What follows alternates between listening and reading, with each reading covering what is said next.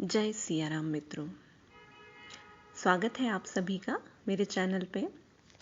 मित्रों, क्या आप जानते हैं कि जैसे कि हमने सुना है कि जब हम दूसरों की बुराई करने की सोचते हैं तो खुद हमारा ही बुरा हो जाता है, परंतु अगर हम दूसरों का भला करने की सोचें तो क्या हमारा भला होता है?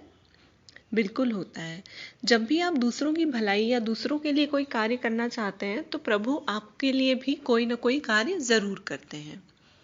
इसी चीज को लेकर एक बहुत प्यारी कथा है, आप जरूर सुनिएगा। एक बार श्री कृष्ण और अर्जुन भ्रमण पर निकले तो उन्होंने मार्ग में देखा कि एक निर्धन ब्राह्मण भिक्षा मांग रहा था। तो अर्जुन को उस पर दया आ गई और उन्होंने उस ब्राह्मण को स्वर्ण मुद्राओं से भरी एक पोटली दे दी, जिसे पाकर ब्राह्मण प्रसन्नता पूर्वक अपने सुखद भविष्य के सुंदर स्वप्न देखता हुआ घर लौट चला। किंतु उसका दुर्भाग्य था, राह में एक लुटेरे ने उससे वो पोटली छीन ली। अब ब्राह्मण फिर दुखी हो गया और फिर से भिक्षावृत्ति में लग गया। अगले दिन फिर अर्जुन की दृष्टि जब उस ब्राह्मण पर पड़ी तो उन्होंने उससे इसका कारण पूछा। तो ब्राह्मण ने सारा विवरण अर्जुन को बता दिया। ब्राह्मण की व्यथा सुनकर अर्जुन को फिर से उस पर दया आ गई। अर्जुन ने विचार किया कि इस बार उन्होंने ब्राह्मण को मूल्यवान एक मणिक दे दिया। मणिक, जो माणिक होते हैं, माणिक के वो उसने अर्जुन जी ने उनको दे दिया ब्राह्मण को। अब ब्राह्मण उसे लेकर घर पहुंचा।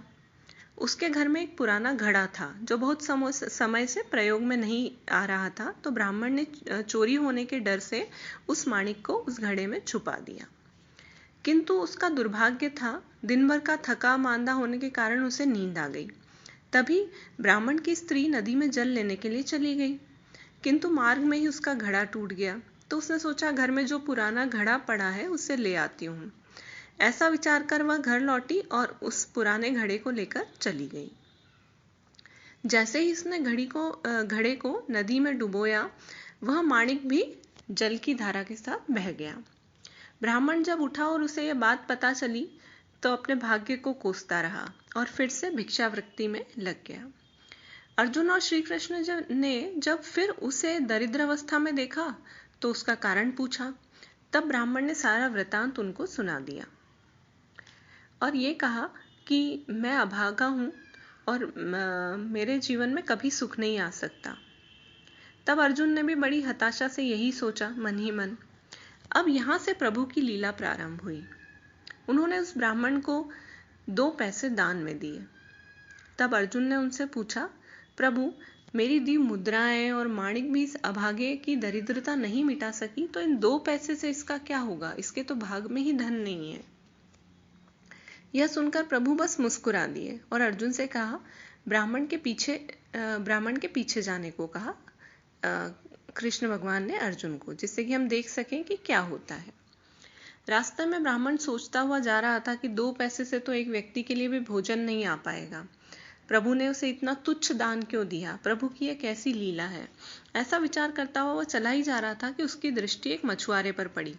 उसने देखा कि मछुआरे के जाल में एक मछली फंसी है और वह छूटने के लिए तड़प रही है। तब ब्राह्मण को उस मछली पर दया आ गई। उसने सोचा, इन 2 पैसों से पेट की आग तो बुझेगी नहीं, क्यों ना इस मछली के प्राण ही बचा लिए जाएं। यह सोचकर उसने 2 पैसे में उस मछली का सौदा कर लिया और मछली को अपने कमंडल में डाल लिया। कमंडल में जल भरा और मछली को नदी में छोड़ने चल पड़ा। तभी मछली के मुख से कुछ निकला। उस निर्धन ब्राह्मण ने देखा कि वह वही माणिक था जो उसने घड़े में छुपाया था। तब ब्राह्मण बहुत प्रसन्न हुआ और प्रसन्नता के मारे चिल्लाने लगा, मिल गया, मिल गया। तभी भाग्यवश वह लुटेरा भी वहां से गुजर रहा था जिसने ब्राह्मण की मुद्राएं लूटी थी। उसने ब्राह्मण को चिल्लाते हुए सुना, मिल गया, मिल गया। तो लुटेरा भयभीत हो गया। उसने सोचा कि ब्राह्मण ने उसे पहचान लिया है, वो इसलिए चिल्ला रहा है और राज दरबार में जाकर मेरी शिकायत करेगा। इससे डरकर वह ब्राह्मण से रोते हुए क्षमा मांगने लगा और उससे लूटी हुई सारी मुद्राएं भी उसे वापस कर दी। यह देख अर्जुन प्रभु के आगे नतमस्तक हुए और अर्जुन बोले, प्रभु, यह कैसी लीला है? जो कार्य थैली भर स्वर्ण मुद्राएं और मूल्यवान माणिक नहीं कर सका, आपके 2 पैसों ने कर दिखाया। तब श्री कृष्ण भगवान ने कहा, अर्जुन, यह अपनी सोच का अंतर है। जब तुमने उस निर्धन को थैली भर स्वर्ण मुद्राएं और मूल्यवान माणिक दिया, तब उसने मात्र अपने सुख के विषय में सोचा, किंतु जब मैंने उसको 2 पैसे दिए तब उसने दूसरे के दुख के विषय में सोचा। इसलिए हे अर्जुन, सत्य तो यह है कि जब आप दूसरों के दुख के विषय में सोचते हैं, जब आप दूसरों का भला कर रहे होते हैं, तब आप ईश्वर का कार्य कर रहे होते हैं और तब ईश्वर आपके साथ होते हैं।